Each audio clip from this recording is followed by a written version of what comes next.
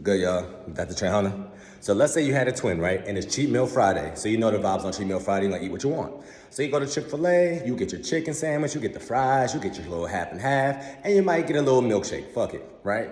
And let's say you eat the exact same thing with the exact same calories, with the exact same amount of sauce that she applied to her meal.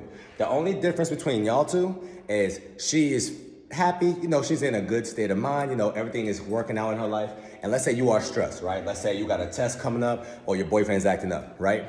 Believe it or not, even though y'all ate the exact same meal, you are gonna gain more body fat and you're gonna see the scale go up.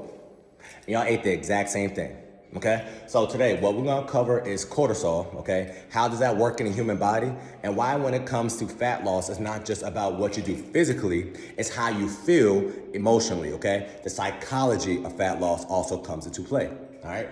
Now, just got out of the elevator, so my bad. But yeah, so basically cortisol is under the family of catecholamines, okay? So if somebody's ever using use some medical jargon and they're like, oh yeah, well, some catecholamines, right? They're just trying to basically play with you. Basically, they're talking about cortisol, okay? Or stress hormones. So catecholamines are stress hormones, okay? And the purpose of cortisol is to help you get out of a crazy situation, okay? So the main reason why cortisol is prevalent in our body, for instance, let's say back in the day and you're just cooling underneath a banana tree and a tiger comes up, right? You're gonna kick it, or you're gonna climb that tree as fast as you can. You're gonna run as fast as possible, right? And for some odd reason, you feel like you got some extra juice in you. And the main reason why is because your blood vessels are constricting, which means your body's able to produce a little bit more ATP. Your body's able to break down more glucose, okay? And you're gonna get more oxygen and more blood into your tissues to get you the hell out of there, right? Now, so once again, cortisol is not bad in certain situations. Cortisol is prevalent when, you're just trying to make sure you pass a test, right? Or it's a championship game and you gotta make sure you play the way you need to play because you're the star player, okay? That's what cortisol is doing, and that's gonna allow you to go ahead and push a little bit faster, run a little bit more efficiently, right? Have a little bit more endurance, right? And that's all because of cortisol, all right? So acute stress, which means short stress, is not bad for you. It's chronic stress. That is the problem. Because fast forward to nowadays in our lifestyle, right? We don't get chased by gorillas. We don't get chased by a lion. We don't get chased by nothing, right? We start honking the horn when somebody cuts us off. We start getting stressed out when something's not going our way or your boyfriend pisses you off, right? Or you get that text that you're not too fond of. So nowadays in our society, we're getting stressed out a little bit more, but it's not because of something that's happened physically. It's more things that's happened emotionally. But your body doesn't know the difference. So your body's gonna evoke the exact same response. It's gonna start breaking down your muscles, right? It's gonna go ahead and start producing more glucose through a process called gluconeogenesis, which means what? Your body's breaking down, trying to get some sugar or glucose, energy, by any means necessary. You're not in control of it anymore. It's on us, okay? We're trying to get out this bind. Since blood and nutrients is able to get into your body faster, into these tissues and muscles faster, you're able to move more efficiently or move faster, move stronger, right? But if you're getting cortisol all day, what's happening is your body is actually producing something called gluconeogenesis. And gluconeogenesis means your body's breaking down tissues into glucose, which means what? If you have some muscle and you're stressed out all day, guess what? It's gonna break this down, and what's gonna happen is your body is gonna start producing insulin. The main property of insulin is what? To store. And your body does not like a lot of glucose into its bloodstream, so what's gonna happen? Your body's gonna store it as fat. And not only just any type of fat, this fat. Okay? So that's why you basically want to always keep your stress levels down, because a whole myriad of events is going to happen if you are stressed out. And also, one component of cortisol is it produces something in your body called ADH, which is antidiuretic hormone. And ADH, what it does, it basically makes you hold on to water. Which means what? You and your twin is eating the exact same meal. Let's say you're dieting and she's dieting. You're having your broccoli and your salad and your chicken. She's having her broccoli, salad, and chicken. You're seeing the scale go up. She's not. Why? Because she's in a better mental state than you.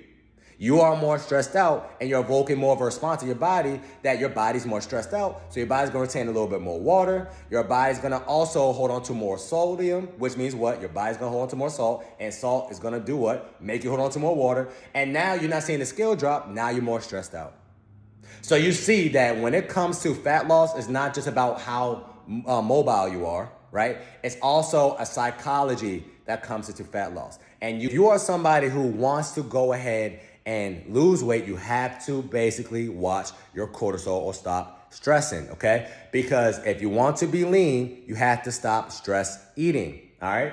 Another component of cortisol is it basically makes your body produce something called ADH. ADH is anti-diuretic hormone, which means what? Your body's gonna naturally retain a little bit more water, right? And also, insulin's gonna be spiked when cortisol's up. Why? There's a lot more glucose present into your bloodstream. So it's a myriad of events that's happening when cortisol is present in the human body. But once again, this is good in certain situations when you gotta get out that bind, but all damn day, no. Okay? And that's why you see a lot of people who is very stressed out. What do they have? They have a lot of visceral fat, which is what? Fat right here, okay? And they got skinny arms, skinny legs. Why? These are big muscle groups, right? But a main component of cortisol is it basically breaks down your muscles and make you start storing visceral fat. Why? Because all your internal organs or your main internal organs is right here.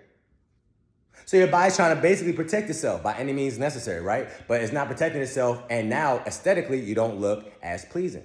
So you need to control your stress levels if you want to go ahead and have a healthier body composition, right? So some tips that you can do so you can go ahead and basically alleviate your stress is something like yoga, okay? Something such as meditation. And when I talk about meditation, I'm talking about you sitting down, okay? Your phone is not in the other room, or your phone is not present in your proximity, and you're just literally closing your eyes, you're sitting in one spot, and try to not think about nothing.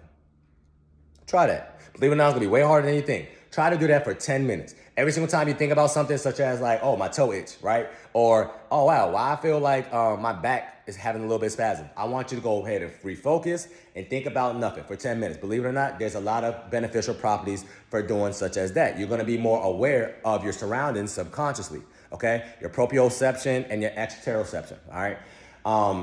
Another thing you need to stop stressing over is when it comes to work, put a limit on it, such as, okay, after 5 p.m., right? If you're somebody that works at 9 to 5, do not be checking your work emails at 8 o'clock. Why? Okay? That's gonna cause a little bit more stress as well, okay? If you're somebody who, once again, is just working overnights, if you can switch your graveyard shift, please go ahead and switch that, okay? Because believe it or not, majority of people, if you actually just look at statistics, majority of people who die a little bit faster, right, is people that basically do not sleep. Okay? And if you're working a graveyard shift, your circadian rhythms is out of whack. All right? So if you're working a graveyard shift, you're literally cutting down off your lifespan day by day. You just didn't know. Okay? But you're over here trying to chase a bag. Okay? That's why when the people that say sleep when you're dead, that's stupid. Okay? Because the most important thing for the human body is sleep, so your body can repair itself. Just like if you have a car, right? And you're driving your vehicle, you got a brand new car. You don't see no lights on your dashboard. But then you continue to drive your car, and then you might see a light. You might see a transmission light, right?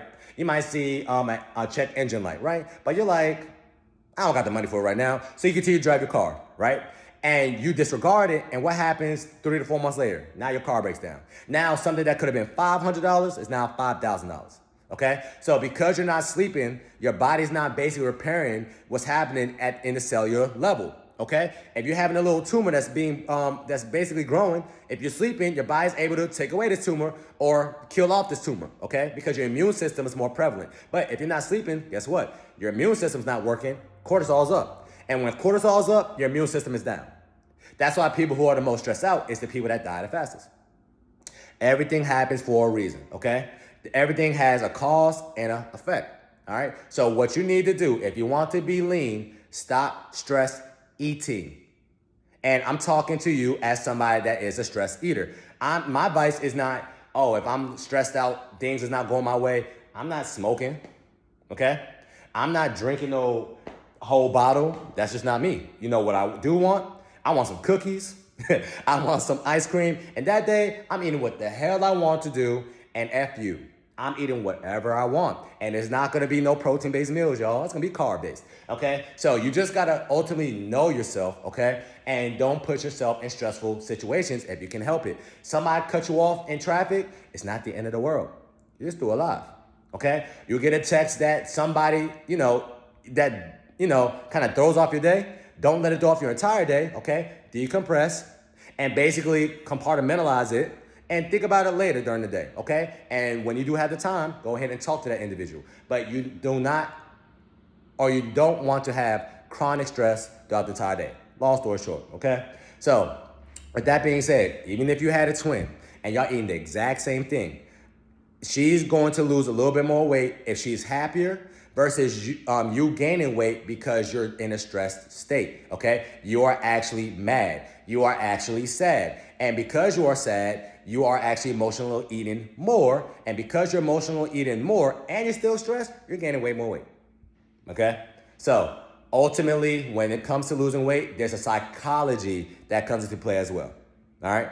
Hopefully y'all learned something today, and that's your reset tip of the day that's gonna help you stay snatched all the time, not only sometime, and that's why somebody like me, if I wanna stress eat and I want me some M&Ms, I'm not eating my real M&Ms or the real M&Ms that you get from 7-Eleven. I got these, okay? I got little snacks where if I really just wanna stress eat a little bit, I'm eating the healthier version, okay? I'm still stress eating, so my body's still not gonna, or store it in some places that I do not want, but I'm picking the better option still, all right? That's your reset tip of the day. It's going to help us stay snatched all the time, not only summertime. Talk to y'all soon.